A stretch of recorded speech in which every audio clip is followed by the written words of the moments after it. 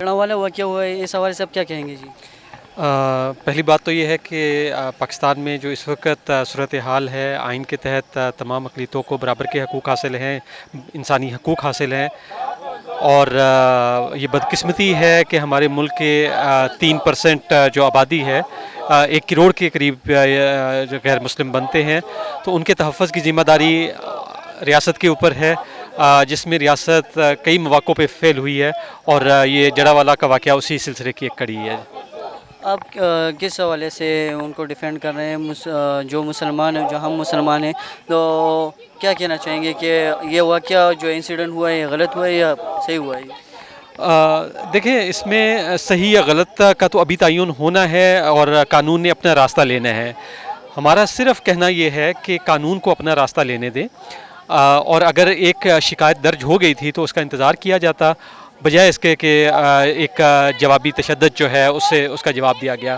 तो हमारा मुतालबा भी ये है कि रियासत जो है वो अपनी रिट कायम करे, और जो भी किसी के ख़िलाफ़ कोई भी इल्ज़ाम होता है तो वो इल्ज़ाम जो है वो साबित अदालतों में होना होता है, और उसके लिए शहादत आती है। और तो आप किसी भी, मैं एक वकील हूँ और बतौर वकील मैं हमेशा कहता होता हूँ कि जब तक किसी के ख़िलाफ़ कोई जुर्म साबित ना हो जाए उस वक्त तक उस शख्स को हमारे कानून के अंदर जो है वो बेकसूर तस्वर किया जाता है।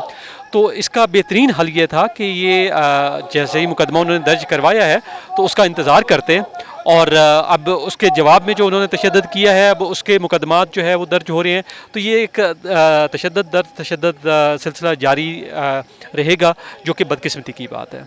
ऐसे वाक़यात को रोकने के लिए हमें ऐसे क्या इक़दाम करने चाहिए? देखिए, सबसे तो ज़्यादा अहम है कि इस माशरे के अंदर बर्दाश्त का एलिमेंट जो है वो हमें उसको तरवीह देनी होगी। हमें इंसानी हकूक़ के फ्रेमवर्क्स को देखना होगा, बराबर की जो एक शहरियत है उनको उसको देखना होगा।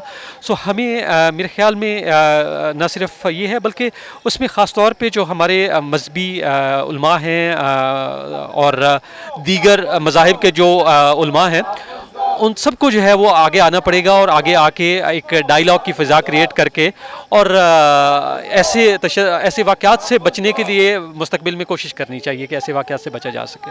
वक्त गुजर गया, अभी कल सरगोदा चक नंबर 36 में दोबारा ये वाक़या हुआ है, और ये पे दर पे होता चला जाएगा जब तक रियासती इदारे बीच में नहीं कूद कर आएंगे और इस मसले की एक वसी तर तनाजुर में नहीं देखी।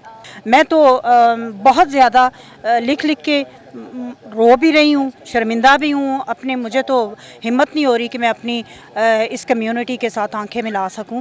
लेकिन दूसरे तरफ भी हमें कुछ चीज़ें देखने को मिल रही हैं कि हमारे कुछ मुस्लिम भाइयों ने बहुत ज़्यादा साथ भी दिया है। जैसे कि अभी एक BBC पे रिपोर्ट आई है कि एक अहल हदीस मस्जिद जो है वो उन्होंने अपना मस्जिद के दरवाज़े खोल दिए कि आए आप वहाँ पे इबादत कर लें। ये भी एक पॉजिटिव एस्पेक्ट है जिसको हमें हाईलाइट करना चाहिए।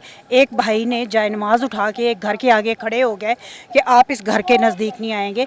ये चीज़ें भी हाईलाइट करनी चाहिए, लेकिन ये वाक़या बस ये आखिरी होना चाहिए, इसके बाद नहीं होना चाहिए।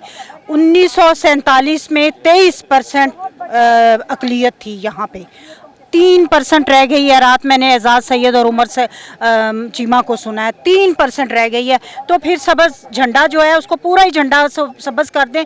वाइट का मकसद क्या रह गया? अगर आपने यहाँ पे किसी को चैन से नहीं रहने देना, आप मुसलमानों को खा रहे हैं, तो हम इन बेचारों को क्या तहफ़्फ़ुज़ देंगे? हम तो ख़ुद इस मुल्क में गैर महफूज हो गए हैं। बच्चियाँ हमारी छोटी छोटी बच्चियाँ, कौन बोल रहा है इन पे? ना आप लोगों के इस माशरे में बच्चा बच रहा है, ना बच्ची बच रही है। बोल के थक गए हैं, बाहर निकलते हैं तो गैर महफूज। एक इस्लामाबाद जैसे माशरे में भी हम लोग बिल्कुल गैर महफूज हो गए हैं। बतौर मुसलमान हमें ऐसा क्या इक़दाम करने चाहिए? सबसे पहले तो हमारी अपनी घर से तरबियत की ज़रूरत है। हमारी माओं के पास से, जब से हमारी माएँ बहुत अच्छी थी, हमें उन्होंने अच्छी तरबियत दी थी, और मुझे लगता है हम माएँ नहीं अच्छी हैं।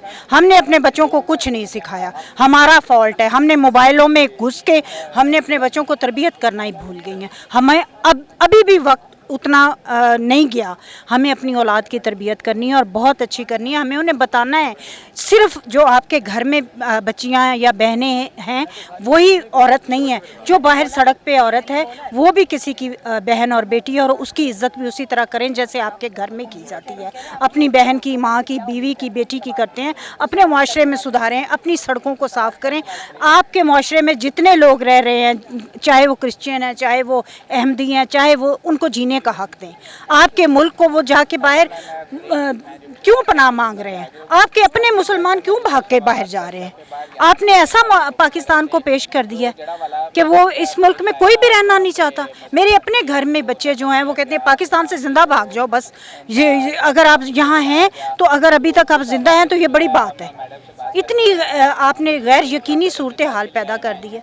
पहले ही महंगाई की वजह से लोग इतने परेशान हैं, तो ऊपर से ऐसे वाक़यात ने पागल कर दिया है। जड़ावाला वाक़या काबिल मज़म्मत और काबिल अफसोस वाक़या है। इन लोगों का कहना है कि एज़ अ मुसलमान हमें उन लोगों को तहफ़्फ़ुज़ देना चाहिए, माइनॉरिटीज़ को हमने एक तहफ़्फ़ुज़ देने चाहिए ताकि वो लोग इस मुल्क में अकेला महसूस ना करें।